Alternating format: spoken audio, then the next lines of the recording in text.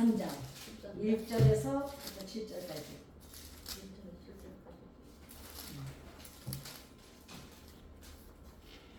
시작. 내가 사람의 방언과 천사의 말을 못 찾았어?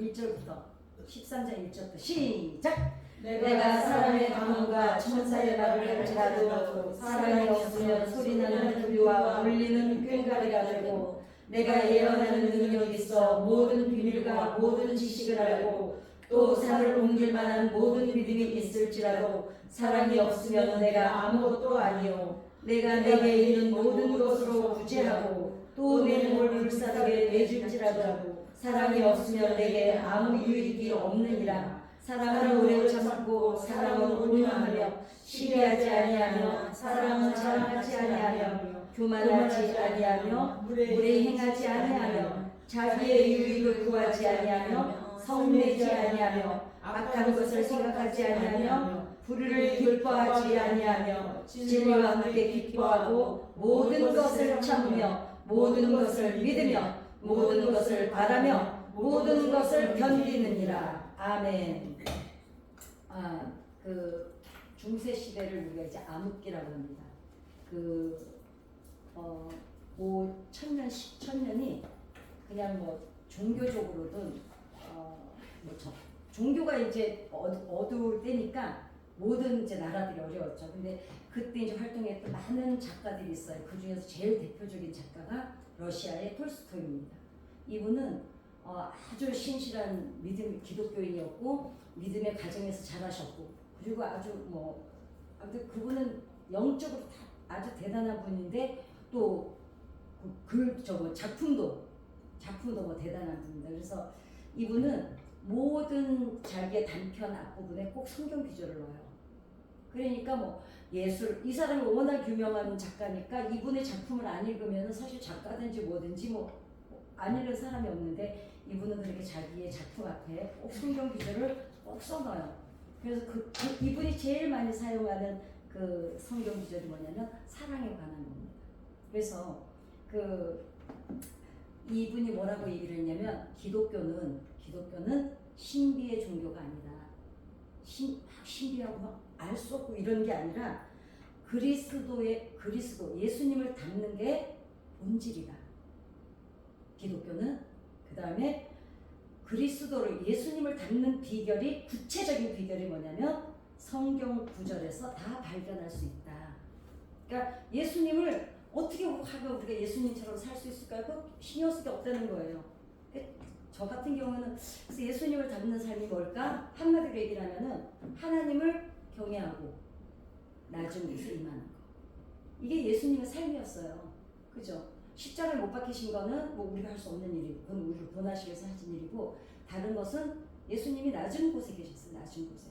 그러니까 우리도 하나님을 찬양하고 낮은 곳에 가서 낮은 곳에 함께 하려고 하면 뭐예요? 그게 예수님을 닮는 삶이에요. 복잡하게 생각할 게 하나도 없이. 그래서 우리가 이제 근데 하나님을 우리한테 사랑장을 읽을 때마다 사랑 하지만 사실은 예수를 믿고 예수 안에 살면서도 불구하고 하나님은 사랑이시다. 우리 교회 같은 데 보면 다 프랭카드 이렇게 붙여놨잖아요. 하나님은 사랑이시다. 거의 교회들이 거의 다 붙여놔요. 근데 과연 그게 프랭카드를 붙여놓은 만큼 주변의 이웃의 사랑을 실천하느냐. 그러니까 저는 제일 안타까웠던 게 주차장 문제로 주민들하고 싸우는 교회들. 절대로 은혜가 안 돼. 전도 그럼 막힙니다. 일단 교회는 어찌됐거나 욕을 먹으면 안 됩니다. 그래서 지식 중에 어떤 지식이 가장 좋습니까? 하나님을 아는 지식이 가장 너무너무 소중하고 가장 중요합니다. 왜냐하면 본질을 알아야 되니까. 인생의 본질, 삶의 본질, 근원이 하나님이시니까. 그래서 성경은 우리의 삶을 인도하는 지침서입니다. 그렇죠?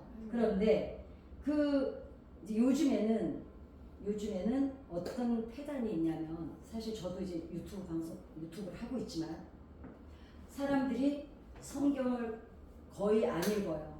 자, 유튜브에서 거의 듣고 그 다음에 또 어떻게 합니까? 어서오세요 장로님. 어떻게 합니까? 그 다음에 교회 와서 설교 듣고 가고 그 평일에는 유튜브를 보든가 아무튼 이러는데 이게 성경을 아무리 유튜브로 좋은 설교를 듣고 TV로 좋은 종교 방송을 듣고 설교를 들어도요, 이거는 지나갑니다. 성경을 언제 내가 성경이 내 세포 속에 들어오냐면 내 눈으로 성경을 자 생각해보세요. 읽어요. 읽으면서 어디에 들어와요? 뇌에 들어와요. 그 다음에 마음으로 새기죠. 내 세포 속에 그 말씀이 새겨져야 돼요.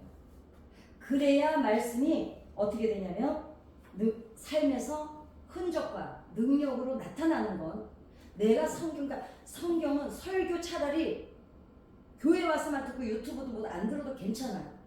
차라리 그 시간에 성경을 한 줄이라도 읽으면 그 한 줄 읽은 말씀이 내 삶에서 그리스도의 흔적과 능력으로 나타난다는 거죠. 성경은 꼭 읽어야 됩니다. 성경을 읽지 않으면 사실 성경을 읽지 않으면요 능력이 나타나기가 어렵습니다. 그래서 듣는 거는 사실은 제가 항상 언젠가 말씀드렸죠. 듣는 거는요 뇌가 자기가 원하는 거와 선별해서 들어요. 그런데 성경 읽을 때는 어때요? 내가 원하든 원하지 않든 그 대목은 다 읽어야 되죠. 그래야 되는데 그래서 우리가 삶의 어떤 매일 왔다 갔다 교회도 오래 다니고 어쨌는데 제가 지금 어떤 분을 이렇게 상담하고 있는데 교회는 뭐 어렸을 때부터 다녔어요. 말씀이 전혀 바닥이에요. 깔려있는 말씀이 없어요. 너무 어려워. 상담의 끝은 결국 영적인 거거든요. 근데 저는 그 영적인 걸로 마무리를 지어요. 근데 상담이 오히려 쉬웠어요. 이제 마지막에 믿음으로 마무리를 하려고 하니까 너무 맨땅이야. 너무 맨땅. 야, 그래서 도대체 이게 왜 그러냐. 교회는 주일 한 번도 안 갔더리고 몇십 년을 다녔죠. 뭐 한 60년 다녔어요. 말씀을 아는 게 없어. 아는 게. 내가 무슨 말하면 그래 들었어. 어디서 들었어. 봐요. 듣기만 했지 자기 세포 속에 새겨지질 않는 거예요. 성경은 어찌됐거나 시간을 내서 그래서 저는 어떻게 성경을 제가 1년에 3번씩 읽을 때 어떻게 했냐면 하나씩 얇은 거 있잖아요. 계속 가지고 다녔어요. 심지어는 화장실에 갈 때도 가지고 앉아서 그 시간에 잠깐이라도 읽고 그 책을 그 성경책을 아무 데나 둬서 식탁에도 두고 뭐 거실에도 두고 서재에도 두고 화장실에도 두고 침대 머리맡에도 두고 되도록이면 성경을 아무튼 막 억지로라도 이제 오늘 그 얘기를 하려고 합니다. 그 중세 시대에는 민중들이 글을 많이 몰랐어요. 그래가지고 중세 시대의 모든 교회들이나 성당들을 보면 거의 우리가 지금 봐도 그 스테인드 글라스로 다 이렇게 해놨죠. 거기에 보면 다 그 넣은 문양이 다 성경적 의미를 넣어서 다 만들어 놓은 거예요. 그러다 보니까 그 다음에 그렇게 표현되어 있지만 거의 중세시대 화가들은 거의가 종교적인 그림을 그렸습니다. 그래서 모든 렘블란트 이런 분들 다 그림에 웃었지. 내가 안 되는 거 알고. 아무튼 외국 이름은 안 돼. 그래서 그 외국 그 사람들 그 당시에 모든 그림을 그렸던 사람들은 다 성경에 근거해서 근거해서 그렸는데 어떻게 그렸냐면 성경을 그린 게 아니라 그 당시 종교의 암흑기를 다 그림으로 표현을 했어요. 근데 지금 그 그림들이 어마어마하게 비싸잖아요.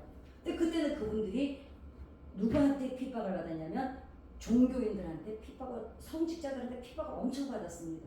근데 성직자들의 불의한 거, 제대로 돌보지 않는 거. 그러니까 러시아가 이제 영국이나 독일에서 이 교회를 이어받아서 자기네가 정교회라고 자부하던 러시아거든요. 근데 제일 많이 타락한 게 러시아 정교회였습니다. 그러니까 그때 당시에 톨스토이부터 시작해서 이분들이 그림으로, 그 다음에 글로 이렇게 다 그 당시에 한마디로 얘기하면 비리 같은 거를 다 그림으로 표현하는 거예요.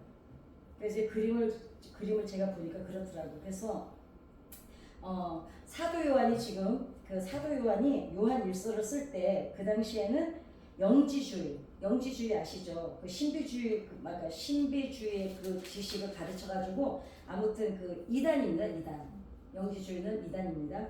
그래서 그 사람들에 대항하기 위해서 사실은 사도 요한이 요한 일서를 썼거든요. 그러니까 성령의 능력이라는 것은 뭐냐면 이 요한도 똑같이 톨스토이하고 같은 얘기를 했어요. 아니 요한이 먼저 얘기했지. 톨스토이가 나중에 얘기했지. 신비로운 지식이 아니라 성경은 아니고 온전한 사랑을 구체적으로 실천할 수 있는 힘이 있다는 걸 보여주기 위해서 사도 요한은 요한일서를 썼습니다. 그래서 그러니까 우리가 막 그래요. 그럼 그리스도를 닮는 삶이라는 게 뭘까요? 갑자기 확 부담이 오죠. 왜냐면 아씨 나는 그렇게 못 사는데 내가 사는 게 그냥 맨날 사는 게 이러잖아. 근데 뭐냐면 내가 그래도 내가 예수님을 닮는 삶을 살아야지. 이렇게 애쓰는 것만으로도 성령께서 여러분과 함께 하신다는 흔적이에요. 그러니까 너무 미안해하지 말고 너무 나는 못하는데 이러지 말고 이미 그 마음을 가진 것만으로도 성령께서 우리 마음을 깨우고 있기 때문에 그 마음도 먹는 거지. 성령이 함께하지 않으면 그 마음조차도 못 들어온다는 거예요. 그 그리스도를 닮는 삶 제가 미리 말씀드렸죠. 가장 쉬운 거. 하나님을 경외하고 낮은 곳에 내 시선이 가 있는 거. 이게 예수님의 삶이었어요. 어렵질 않아요. 너무 막 어렵게 막 우리는 주로 뭐에 그 초점을 예수님이 닮는 삶, 그리스도에 있는 삶을 어디에 초점을 맞추냐면 교회 생활에 맞춰져 있기 때문에 나는 못하니까 나는 직장 다녀서 그냥 아침에 출근하고 저녁에 주일에 겨우 교회 가는데 막 집이 지어주는 거야. 그게 아닙니다. 그냥 삶 속에서도 우리는 끊임없이 예배의 삶을 사는 거예요. 그 하나님이 말씀하신 것을 기억하고 관심을 갖는 것부터 이미 남들은 그냥 지나가요. 근데 우리는 왜 그걸 지켜볼 낮은 곳을 바라볼까요? 성령께서 함께 하시기 때문에 그리스도를 닮은 삶이기 때문에 그렇다는 겁니다. 그러니까 너무 우리 자신에게 스스로에게 너무 많은 짐을 지울 게 아니라 거기부터 시작하면 돼요. 거기부터. 그러면은 하나 하다 보면은 조금 그게 잘하게 되면 2개 하게 되고 2개 하다 보면 이제 3개 하게 되고 그렇게 됩니다. 그러니까 우리가 성령 충만 받았다. 그리고 막 은사를 막 행하고 막 병 고치고 요즘에는 그래도 그런 게 좀 덜하지만 근데 병 고치는 은사 지금도 여전히 하나님은 역사하시니까요. 근데 이제 그거를 막 그 이상한 아줌마들이 내가 제일 싫어하는 저 아줌마 돈 갖고 오면 기도해 준다고. 아유 난 거기 지나갈 때마다 하나님 저 언제 없어지는데요. 그러니까 막 은사가 나타나는 것만이 성령의 은사가 아니라 충만한 삶이 아니라 그러니까 내가 그래도 예수님이 이렇게 말씀하셨는데 내가 그렇게 살아야지. 이 마음을 먹는 것만으로도 이미 성령께서 함께 하시는 증거니까 여러분들은 이미 어때요? 이미 성령께서 함께 하시는 증거이기 때문에 삶을 살고 있기 때문에 여러분 절대로 막 성령 충만하다고 나대는 사람들 앞에서 주눅 들어요? 안 들어요? 들지 마! 까짓거 뭘 들어? 그지? 예, 그러는 겁니다. 그래서 사람들은 뭘로 사는가? 이게 오늘 정말 중요한 얘기인데 살아있는 근거가 사랑이고 살아가는 모든 방식이 바로 사랑이고 그 다음에 우리가 살아있고 존재하는 모든 것이 사랑이라는 거예요. 사랑이 없이는 사람은 존재할 수가 없다는 거예요. 왜냐? 하나님이 사랑이시고 우리를 사랑할 대상으로 지으셨기 때문이래요. 그래서 가만히 생각해 보니까 정말 그래요. 관계 속에서도 사랑이야. 관심도 사랑인 거 아시죠? 동정하는 거 그것도 사랑이 있으니까 동정하는 거예요. 냉정하고 관심이 없으면 동정도 안 해요. 그러니까 모든 밑바닥의 관계 속에는 삶 속에는 이미 사랑이 밑그림으로 깔려 있습니다. 우리의 삶에는 그러니까 우리는 어때요? 이미 예수님을 닮은 삶을 이미 밑그림이 시작하고 있는 겁니다. 그래서 자 사랑 이제 우리가 지금 이제 천천히 보자. 자 사랑이란 사랑에 빠지는 거하고 사랑을 하는 거하고 뭐가 다를까요? 막 얘기해도 괜찮아. 시간도 많아. 오늘 뭐까지 거 모지라고 기도 안 하고 하지 뭐. 얘기해봐. 영리야. 사랑에 빠지는 거, 사랑을 하는 거. 그냥 뭐 느낌대로 내가 여기 쉬운 거 아니? 그러니까 아낌없이 주는 거? 응? 아낌없이 줄 수 있는 거. 아낌없이 주는 거, 사랑에 빠지는 거, 사랑에 빠졌다 이러잖아 우리가. 빠졌을 때 아낌없이 주는 거. 줄 수 있는 거. 맞아. 그래서 사랑을 하는 거는 뭘까? 사랑을 하는 거, 주는 그래서 그 사랑은 지금 정답이에요. 사랑에는 반드시 희생과 헌신이 따라와요. 그런데 자 빠지는 거는 뭐냐면 첫눈에 빠지죠. 그래 막 첫눈에 빠져가지고 막 눈이 우리가 뭐라 그래? 눈이 멀었다 그러죠. 근데 어느 정도 지나고 나서 뭐라 그래? 뭐가 벗겨졌다고? 콩가시가 벗겨졌다고. 도파민이 더 이상 안 나와. 남자는 8개월 나오고 여자는 1년 넘게 나와. 사랑에 빠지는 거하고 사랑을 하는 거는 다릅니다. 사랑에 빠질 때는 상대방에 대해서 아무것도 모를 때도 사랑에 빠질 수가 있어요. 우리가 그래서 첫눈에 반했다. 아니 그 사람이 누군 줄 알고 첫눈에 반해. 그죠? 그러니까 그때가 사랑에 빠진 거야. 그럴 때는 사랑에 빠질 때는 다 제껴두고 상대방에게만 집중하는 걸 우리가 사람들이 이런 사람들 보고 아이고 저 눈이 멀었네 그러잖아. 콩깍지 씌었네. 이때는 사랑에 빠진 거예요. 그 사랑에 빠진 사람들은 진짜 상대방한테 집중하는 게 아니라 자 내가 이제 예를 들면 이런 경우 예를 들어서 내 얘기를 해줘볼게. 아 이러면 또 다 꼬록 났는데 내가 짝사랑을 한 적이 있어요. 진짜 버스 정류장에서 이렇게 서 있는데 그게 언제 있었을 텐데 입 얘기해준 거 이렇게 서 있는데 버스를 기다리는데 우리 동네 그 서울법대 가려고 공부하는 오빠가 있었어요. 그래가지고 키도 크고 그 당시 우리 어렸을 때마다 키 큰 사람 별로 없었어요. 그런데다가 저 검은테 안경 쓰고 알지? 검은테 안경에 호리호리 그리고 책을 들고 그 버스 내가 공부하는 걸 내가 제일 싫어했잖아. 그 공부하는 걸 제일 싫어하는 사람이 누가 제일 부러워? 항상 공부하는 사람. 그 오빠가 어디 사는지 이름이 뭔지 무엇을 하는지 아무것도 모르는데 첫눈에 그 오빠한테 맛이 갔어요 내가. 그 오빠가 봤더니 청원고등학교를 다니더라고. 나는 상명사대 구성여중인데 저 밑에. 그럼 여기가 보암동이야. 이 오빠가 청원고등학교 갈 때 버스를 같이 타고 가요. 그 오빠 보려고. 거기서 내려서 건너가서 버스 타고 학교를 가잖아. 맨날 늦어가지고 1년을 화장실 청소를 했잖아. 근데도 1년을 내가 그 오빠를 쫓아다녔어요. 그게 사랑에 빠진 거야. 자, 그 사람의 좋은 점도 몰라. 나쁜 점도 몰라. 이름도 몰라. 그냥 훅 첫눈에 반한 거야. 그러면은 이럴 때는 왜 빠졌을 때는 어떤 현상이 일어났냐면 자기의 환상 속에 있는 거예요. 이 사람이 인격이 어떻고 뭘 알고 하는 사랑이 아니라 그냥 내가 어떤 환상을 그 사람을 통해서 만들어 놓은 거야. 내가 하고 싶은 사랑을. 그게 환상이야. 자, 그러니까 그 다음에 사랑에 빠질 때 자기 자신을 완전히 잃어버려요. 엄마들이 제일 뒤집어질 때가 언제인지 알아요? 아들 키우는 엄마들이. 저 새끼가 어떤 여자애를 하나 만나더니 엄마 반지까지 다 훔쳐다 갖다 줬대. 그리고 엄마는 그렇게 잔소리를 안 받기도 내가 그 여자애가 하라 그러면 뭐든지 해. 그러니까 엄마들은 너무 황당한 거야. 자기가 한 20년 키우는 동안에 그렇게 잔소리를 안 받기도 내가 그 여자애가 오빠 나 그런 거 싫어해 이러면은 홀라당 받게 되는 거야. 어때요? 그때는 자기 자신을 완전히 놓아버리고 이 환상 속에 들어가 있는 거야. 그러다 언제 깨져요? 도파민이 끝나면. 그래가지고 그러면 이제 언제부터 빠지냐? 그 점점 빠져서 가까워지죠. 그 다음에 이제 어떻게 하나하나 알아가죠. 알아가기 시작할 때가 언제냐면은 이때가 사랑을 하기 시작하는 거예요. 그러니까 사랑에 빠진 거하고 사랑을 하는 건 달라요. 그럼 어떻게 돼요? 대부분 드라마가 우리한테 무슨 영향을 줬냐면 사랑에 빠진 것만 보여줬지 그 뒤에 이것들이 싸우고 지지고 볶고 이혼하는 것까지는 안 보여줬어요. 그러니까 우리는 환상을 가지고 있어. 사랑에 빠지면 그 남자가 막 어디 있다가도 달려오고 여자애는 주말만 되면 김밥을 싸고 이딴 것만 보여줘가지고 사랑은 저런 거라고 알고 있는 거예요. 그러나 사랑에 빠졌을 때는 사실 반쪽이죠. 왜냐면 사랑은 빠져야 돼요. 빠지는 과정이 있어야 이게 통로를 해서 사랑을 하는 데까지 가니까. 자, 그러면은 사랑에 빠져만 봤지 사랑을 해본 적이 없는 사람들은 어떻게 해요? 헤어지잖아. 그러니까 금방금방 헤어져요. 요즘에 젊은 사람들 나는 만난 지 3일 만에 결혼하는 사람도 봤어요.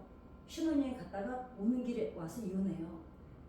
아니 정말 그래요. 요즘 젊은 세대들을 신혼여행지에서 돌아오면서 이혼하는 친구도 되게 많습니다. 이건 왜 그래요?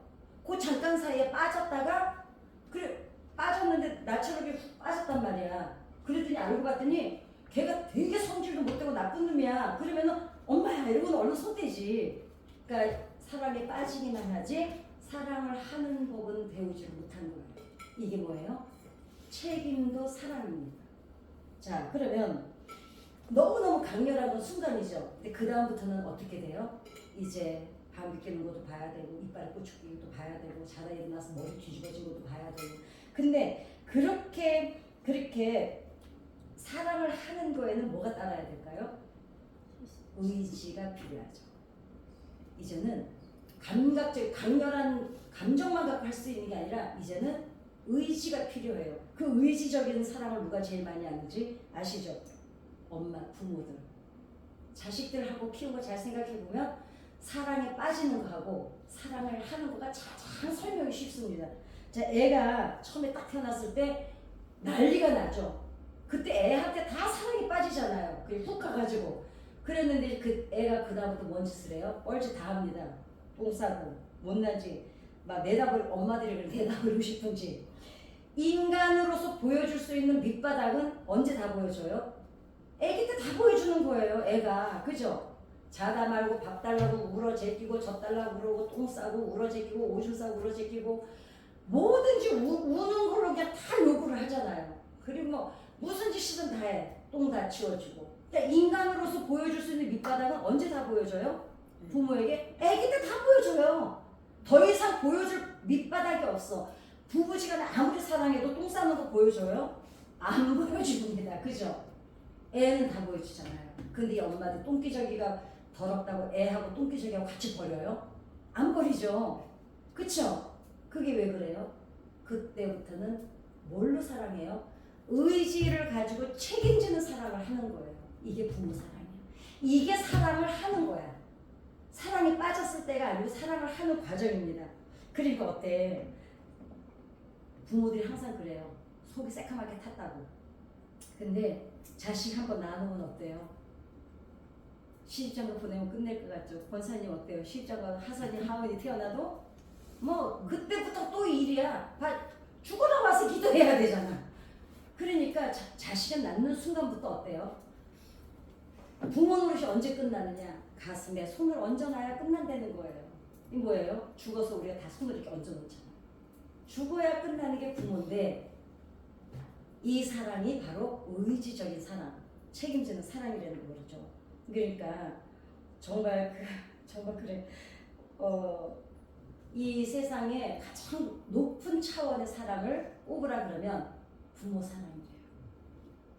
완전 적과의 동친이죠. 그냥 혹은 속 쓰이고 정말 낳는 순간부터 걔한테는 희생밖에 안 들어가요. 자식은 아무리 효도를 받아도요. 부모가 희생하고 헌신하는 거에 택도 없어요. 안 그래요? 그죠? 걔한테 들어가 돈 다 생겨. 걔 안 낳고 걔 돈 안 들어갔으면 노년에 얼마나 재밌게 살 수 있는데요. 그래서 애들 내다 버린다고? 그래가지고 그런데 이것보다 이제 한 차원 더 높은 사랑이 바로 하나님의 사랑이죠. 왜냐하면 제가 우리 조카가 아기를 데리고 왔는데 걔가 너무너무 아파서 오는데 그때 그러더라고요. 내가 대신 아파줄 수 있으면 좋겠다고. 그런데 인간을 위해서 죽어줄 수도 없고 인간을 위해서 대신 아파줄 수도 없습니다. 근데 하나님은 십자가에 친히 매달리고 죽음으로 증명하셨죠. 예수님은. 그래서 정말 예전에 그 드라마 혹시 본 적 있어요? 스카이캐슬이라고 한동안 센세이션을 일으켰었는데 막 상류층 아이들 인류대학 보내려고 그때 그 애들 보세요. 공부하는데 오줌 누러 다니면서 시간 빼앗길까봐 물을 안 먹여요 엄마가. 그리고 우유도 못 먹게 해요. 그리고 어떻게 해요? 캐비넷 같은 함을 이렇게 만들어 이렇게 그리고 그 안에다 애를 집어넣어요. 그리고 그 공부 걔가 다 끝날 때까지 못 나오게 엄마가 밖에서 열쇠를 잠가요. 그게 드라마에 나왔었어요 그때. 그때 막 그때 막 그런 드라마 있었죠. 그래가지고 정말 그때 그거 보면서 사실 되게 막 강남의 엄마들이 그게 그냥 생겨난 얘기가 아니거든요. 어딘가에 모티브가 있는 거예요, 이제. 그러는데 예전에 제가 아주 어렸을 때 이 책을 읽었는데 문 열린 집인가 일본 소설을 읽었었는데 일본에는 사실 성문화가 좀 개방이 돼 있잖아요. 그러니까 그런 일들이 진짜로 있어요. 이 엄마의 꿈이 아들을 무슨 와세다 대학에 아무튼 법대에 들여보내는 게 꿈이에요. 이 아들이 정말 성실하게 공부를 너무너무 열심히 해서 뭐 틀림없이 이 아들이 그 인류대학에 법대를 가게 생겼어요. 근데 우연히 이 아들이 어떤 여자애를 만나게 된 거예요. 사랑에 빠졌어. 이 애가 그 여자애 때문에 공부가 뒤처지기 시작하는 거예요. 그런데 엄마가 어느 날 보니까 이 아들이 그 여자애가 너무 보고 싶으니까 그 여자의 사진을 놓고 자위를 하는 걸 봐요. 이 엄마가 너무 충격을 받았어. 아, 저 여자애 때문에 우리 아들이, 그러니까 이 아들이 그 행위를 하는 걸 보고 충격을 받은 게 아니라 여자한테 빠진 거에 충격을 받은 거예요. 그래서 이 엄마가 어떻게 하냐면 이 아들을 저 산속 절로 보내요. 절간으로 데려다 놓고 엄마가 따라가요. 따라가는데 이 애가 그래도 밤에 이렇게 보면 그 여자애를 못 잊어서 막 사진 숙여놨던 거 보고 이러는 거 보면서 그 또 이렇게 이제 유사행위를 하는 걸 보면서 엄마가 옷을 벗고 아들한테 들어가요. 그리고 그 여자애 대신 엄마한테 풀어라.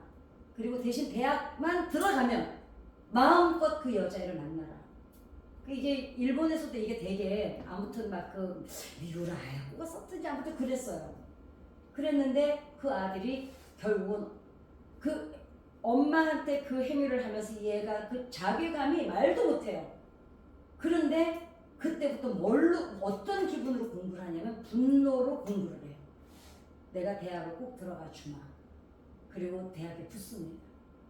그리고 그 일본에 긴 다리가 있는데 전화를 해요, 엄마한테. 그 공중전화 박스에서 엄마한테 전화를 해요. 엄마, 어머니, 저 합격했습니다. 전화 딱 끊고 가운데로 가더니 자살을 했고요. 네가 원하는 거 내가 해줬지. 사실 스카이캐슬이나 이런 부모들은 뭡니까? 자식을 사랑하는 법을 모르는 거예요. 사랑하는 게 뭔지를 모르는 거예요. 뭐예요? 이 사람들은 애들은 부모에게 돌봄을 받고 사랑을 받고 그래서 건강하게 돌봄을 받아서 사회에 나가야 독립된 인격체로 정체성을 가지고 살아갈 수가 있는데 이런 아이들은 결국은 대학을 들어갔는데 내가 왜 대학을 들어왔는지 그때부터 자기 정체성이 없어지는 거예요. 왜? 엄마가 다 해줬어요. 너는 공부만 해. 나머지는 엄마가 다 알아서 할게. 이런 폐단이 지금도 여전히 있습니다. 이거는 한 차원 높은 부모의 사랑과 갖다 댈 수가 없죠. 이런 사람들은 어때요? 자식을 뭐라 그래요? 부모의 포장지로 아는 거예요. 내 자식이 잘 돼야 어디 대학에 들어가야 아들 잘 키워냈잖아. 어디 대학 보내고 아들 잘 키워냈잖아. 지금 어디 자리에 있고 결국은 뭐예요? 내 포장지야. 내 인생의 포장지가 자식이야. 사랑의 대상이 아니에요. 포장의 대상이에요. 이거는 엄마들이 사실은요. 엄마들 속에는요. 그런 욕구가 다 조금씩 있어요. 왜냐하면 그래야 자식이 잘 돼야 자식 잘 키워냈다는 보상을 받거든요. 엄마들은 어쩔 수가 없어요. 그런데 성경적으로 사는 엄마들은 딱 건강하게 분리를 해줍니다. 왜냐면 내 부모를 떠나라 그랬잖아요. 그래서 이제 아이들은 자율성도 없고 독립된 개체로 살아가지 못합니다. 그래서 사랑에 확 빠져 있기만 하고 사랑을 하는 걸 모르는 사람들을 뭐라 하냐면 사랑할 능력이 없는 사람들이에요. 이런 부모님들은 어때요? 사랑할 능력이 없는 사람들이죠. 자, 남녀가 그 사랑에 빠졌다가 알려고 하잖아요. 옆에서 막 사랑에 빠졌을 때 옆에서 막 뭐라 그래요? 좀 알아봐. 걔 그런 애 아니래. 막 이러면 어때? 안 듣잖아요. 그죠? 특히 남자애들이 안 듣습니다. 여자애들은 똑똑해서 들으려고 그래요. 뭔데? 이렇게 듣기라도 해. 남자애들은 엄마는 꼭 내가 여자만 사귀면 그러더라 해가지고 듣지를 않아요. 왜? 그냥 자기가 빠진 환상에 이만큼만 이 아이를 보는 거예요. 그런데 어떻습니까? 사랑을 나중에 이제 알게 되면은 그때 와가지고 엄마 몰랐는데 걔가 이렇대. 그때 엄마가 얘기했잖아 너 내가 딱 보니까 그렇더라고. 이래도 애들이 그때 와서 이제 얘기를 하는데 그때 이제 건강한 사랑을 어떻게 하느냐는 이 아이가 자랄 때 부모에게 어떤 사랑과 돌봄을 받았냐가 여기 이제 나타나기 시작합니다. 자, 내 친구 하나 있는데요. 담배 피는 사람을 거의 혐오를 했거든요. 근데 아니 담배 피는 하루에 2달씩 피는 남자를 결혼을 했어요. 미술 그리는데 같이 미술하는 애를 우리 저쪽 교회에 있을 때 밥 먹으러 밥 신자 있어요. 그 부부가 왜 결혼했냐니까 어느 날 보니까 자기 이게 같은 친구잖아요. 담배를 나무 밑에서 피는데 너무 고독해 보여서 저 고독함을 내 자기가 감싸 안아주고 싶더래요.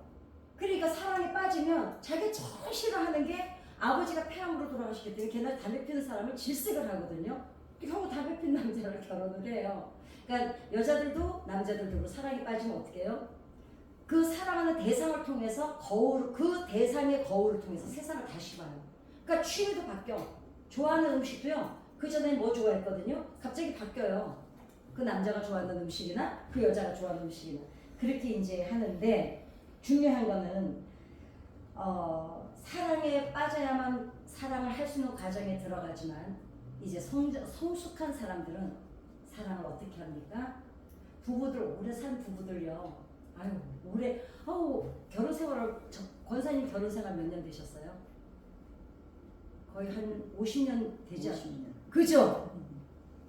50년 동안 꽃길이었겠어요. 제가 볼 땐 80%는 가시밭길이고 20% 참아내야 되고 이제 그런 길을 왔다 쳐도 어때요? 뭐라 그래요? 그냥 자식 때문에 지지고 볶고 살아왔죠. 근데 보세요. 책임도 사랑이라 그랬죠. 정말 싫었으면 못 삽니다. 그래도 그 바닥에는 뭐가 깔려 있어요? 연민도 사랑이에요. 저 인간 내 아니면 누가 걷어줘. 이것도 사랑입니다. 그래도 내가 자식 때문에 살아야지. 그것도요 바닥에 사랑이 깔려 있어요. 뭐라 그래요? 지지고 볶고 사는 거지 뭐 특별한 거 있어? 근데 그분들이 정말 어떻게 보면은 곰삭여진 사랑을 해오신 분들입니다. 그래서 삭히고 묵히고 익어가면서 만들어진 진국 같은 사랑. 그게 꼭 남녀만 있을까요? 아닙니다. 이웃 간에도 있고 같은 성도 안에서도 있고. 그러면 이제부터 자 이거를 이제 어디로 이제 그거를 시키냐면 우리가 신앙생활을 하는데 우리가 처음에 어때요? 성령 충만을 받죠. 그때는 내가 왜 미친지기 예수 안 믿었나 막 이렇게 막 성령 충만을 받았는데 그게 늘 유지가 됩니까? 그 다음부터는 뭘로 견뎌요? 의지적인 사랑으로 오늘 여기까지 오신 거예요. 자, 성령 충만해서 내가 지금 불타는 사랑 때문에 겟세마네를 매일 이렇게 올까요? 두벅두벅? 아니요. 의지적인 사랑. 이게 여기까지 와야 사랑이 되는 거죠. 그럼 하나님을 사랑하는 것도 이제 마찬가지입니다.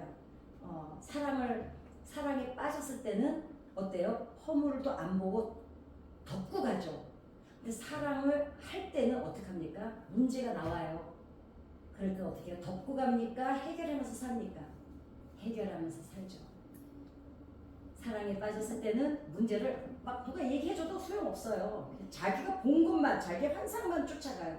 그런데 그게 가지고 이제 부부가 돼서 자식을 키우고 살아가면서는 뭐가 문제가 나오면 찢고 볶고 하면서 이제 해결하면서 가는 게 의지적인 사랑입니다. 자, 그러니까 그 에릭 프롬의 그 유명한 분이죠. 사랑의 기소 쓴 분. 이분도 그랬어요. 사랑은 빠지는 것이 아니라 사랑은 하는 것이다. 사랑에 빠지는 것은 순간적인 나의 감정에 국한되지만 사랑을 하는 것은 내 의지다. 이게 이제 그런데 이 신앙으로 돌아와 보면 와서 보면은 하나님을 만나서 우리가 이제 사랑을 하는 것도 마찬가지죠. 하나님도 우리를 이 땅에 보내셔서 우리가 형질이 생기기 전에 내가 너를 알았어요. 그리고 우리는 엄마 아버지 때문에 태어난 게 아니에요.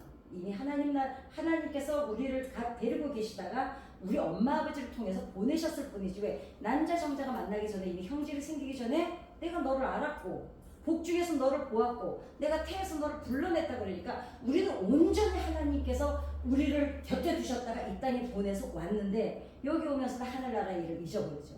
그리고 여기서 다시 하나님을 찾아가는 거죠. 이제 그 여정이 기죠. 근데 하나님이 그 우리가 찾아가는 여정 속에 우리를 얼마나 많이 참으셔야 하고 정말 아기가 태어나서 보여줄 수 있는 바닥을 아기 때 다 보여주고 성장하는 것처럼 우리도 하나님 앞에서 얼마나 많은 뻘짓을 하고 진짜 참아낼 수 없는 짓을 하고도 근데 하나님이 그 의지적인 사랑으로 우리를 오늘까지 봐주셨기 때문에 여기까지 온 줄 믿습니다. 그래서 상대방의 이웃이든 그러면은 자 이웃이든 사랑하는 대상이든 약점이 보일 때 우리가 해결을 하면서 살잖아요. 그럼 교회 생활은 어떨까요? 교회 생활은 처음에 새신자로 왔을 때는 은혜밖에 없어요. 다 그냥 은혜잖아요. 막 목사님도 이뻐해 주지 성도들도 왔냐 그러지 막 이랬는데 어느 때면은 이제 좀 크면 이제 지가 혼자 홀로 생활해야 됩니다. 근데 이제 그렇게 하다 보면 신앙생활 하다 보면 뭐가 보이기 시작해요? 처음에 와서는 막 할렐루야 할렐루야만 보였는데 이제 신앙생활을 점점 하다 보면 내 일거리도 보이고 성도 아니 저 장로님이라고 하는데 권사님이라고 하는데 환상으로 알았던 분들이 아니 뒤에서 지나가면서 보니까 뭐 내가 내 마음에 안 드는 행동도 하고 이제 보이기 시작하는 거예요. 그러면은 두 부류가 있습니다. 아 그래 저분도 사람이시네. 저 장로님 안에 사람 있네. 저 목사님 안에 사람이 있구나. 저 권사님 안에 집사님 안에 사람이 있구나. 이러면서 그래 해결해가는 성도가 있고 어때요? 이 교회 뭐 이래. 처음에 와서 막 은혜 받았다 그러더니 아니 이 교회도 똑같네. 또 옮겨가죠. 신혼여행에서 돌아와서 이혼하는 애들 정말 계속 그냥 결혼했다 이혼했다 결혼했다 네 그냥 나그네처럼 돌아다니는 사람이 있고 어떤 사람은 어때요? 그래 저런 분도 있구나. 그럼 내가 할 일이 없을까? 이제는 교회 안에 들어와서 문제를 해결할 능력을 가진 이제는 성도로 성장을 하죠. 그래서 우리가 예수를 믿고 변화가 없다는 것은 솔직히 말씀드리면 엄밀하게 따지면 제대로 된 사랑에 빠지지 않았다는 것과 마찬가지입니다. 정말 그러니까 처음에 와서 할렐루야만 하고 그게 그대로 남아있다면 의지적인 사랑을 우리가 주님 안에서 하는 게 없다면 하나님을 사랑하는 능력이 없다고 봐야 됩니다. 어떻게 해야 될까요? 성령께서 도와주셔야 되겠죠. 그래서 사랑에는 그러면 그 의지적인 사랑에는 뭐가 따를까요? 헌신과 희생이 반드시 따르고 그 헌신과 희생을 기꺼이 감당하는 것이 의지적인 사랑인 줄 믿습니다. 그래서 이제 그리스도인이 되었으면 이제 예수 믿는 사람이 됐으면 예수 믿는 사람답게 책임도 지고 책임도 지고 이제 내가 교회에서 내가 어디에서 져야 되는 부분들이 있죠. 그거를 지는 것이 저는 사랑이라고 믿습니다. 예수님께서 어때요? 우리를 이 땅에 보내셔놓고 보내놓은 걸로만 끝나지 않으셨어요. 어떻게 하세요? 이 땅에 친히 내려오셔서 예수님이 십자가에 못 박히셨습니다. 자 다시 우리 13장으로 한번 돌아가 보겠습니다. 마무리를 하겠습니다. 자 의지적인 그러니까 여기 이 사랑장에는요 사랑에 빠진 내용이 나와 있는 게 아니에요. 뭐가 나와 있어요? 의지적인 사랑이 기록이 돼 있어요. 어떻습니까? 4절부터 오래 참고 사랑은 온유하고 시기하지 않고 자랑하지 않고 교만하지 않고 무례하지 않고 자기 유익을 구하지 않고 성내지 않고 악한 것을 생각하지 않고 불의를 기뻐하지 않고 진리와 함께 기뻐하고 모든 것을 참으며 이 참는 거에는 뭐가 있어요? 의지가 있어야 참을 수 있습니다. 그다음 믿는 거에는 뭐가 있어야 될까요? 여기에도 의지가 있어야 됩니다. 그렇죠? 모든 것을 바라며 견디는 거에는 뭐가 필요해요? 이것도 역시 의지입니다. 그러니까 결국은 사랑장의 13장은 뭘까요? 의지적인 사랑을 기록해 놓은 것이 고린도전서 13장 1절에서부터 7절 말씀입니다. 그러니까 우리는 사랑에 빠진 사람이 아니고 오늘 여기 계신 여러분들은 사랑을 하고 계신 분들입니다. 책임도 사랑